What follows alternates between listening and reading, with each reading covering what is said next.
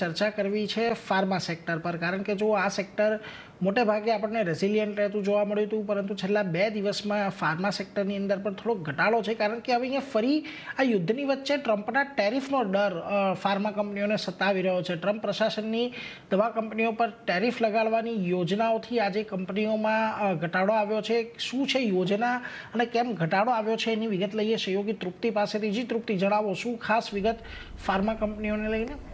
આજે આપણે સવારથી જોઈ રહ્યા છે કે ફાર્મા સેક્ટર્સમાં સારું એવું દબાણ આપણને જોવા મળ્યું છે. સતત આ સપ્તાહ પણ ફાર્મા સેક્ટર્સ માટે થોડું કહી શકાય કે નરમ ગરમ જોવા મળ્યું છે. નો ડાઉટ આજના દિવસમાં અત્યારની અગર જો વાત કરશું નીચલા સહિત થોડો ઘણો આપણને સુધારો જોવા મળ્યો છે, પરંતુ સૂત્રો દ્વારા સમાચાર આવી રહ્યા છે કે ટ્રમ્પ પ્રશાસને ખાસ કરીને દવાની કંપનીઓ પર હવે ટેરિફ લગાડવાની તેઓ યોજના બનાવી રહ્યા છે. ખાસ કરીને સસ્તી દવાઓ માટે ડીલ નહીં કરવાને કારણે એટલે કે યુએસમાં સસ્તી દવા માટે ડીલ યુએસ કંપનીઓ સાથે નહીં કરવા પર તેઓ ટેરિફ લગાડશે. સાથે તેમણે એ પણ વાત કરી છે કે ઇમ્પોર્ટેડ બ્રાન્ડેડ અને પેટન્ટ દવાઓ છે તેના પર તેઓ અહીંયા 100% એટલે કે 100% સુધીના પણ તેઓ ટેરિફ લગાડવા પર તેઓ વિચાર કરી રહ્યા છે, જેનું મેઇન કારણ એ છે કે યુએસમાં દવાઓના પ્રાઇસીસ જે છે તે ઘટાડવાનો અહીંયા એક પ્રયાસ તેઓ કરી રહ્યા છે. આ કારણસર અત્યારે તેઓ તેના પર અત્યારે વિચાર કરી રહ્યા છે, પરંતુ સાથે તેમને પણ કહેવું છે કે ઘણી વૈશ્વિક ફાર્મા કંપનીઓ છે જેમાં યુએસ સરકાર સાથે અહીંયા કરાર પણ થતા જોવા મળ્યા છે.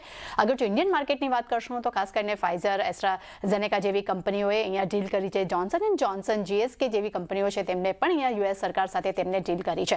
પરંતુ ખાસ કરીને પશ્ચિમ એશિયા તણાવની વચ્ચે આ ટેરિફનો જે એક મુદ્દો પાછો ઉચક્યો છે, જેને કારણે ભારતીય ફાર્મા કંપનીઓ પર પણ અસર જોવા મળી રહી છે, જેમાં ખાસ કરીને ભારતીય ફાર્મા કંપનીની જેનેરિક જે દવા બનાવે છે, જેમાં ખાસ કરીને બ્રાન્ડેડ અને પેટન્ટ દવાઓ છે તેના પર અહીંયા ટેરિફ લગાડવા પર ફોકસ છે, જેનેરિક ઉપર નહીં. આ એક ક્લેરિફિકેશન ક્યાંક આપણને જોવા મળી રહ્યું છે, પરંતુ ઓવરઓલ સૌથી વધુ ઇફેક્ટ જે જોવા મળી શકે છે એ છે સન ફાર્મા પર, કારણ કે તેનું એક્સપોઝર છે એ ખૂબ જ અહીંયા વધારે પડતું આપણને જોવા મળી રહ્યું છે.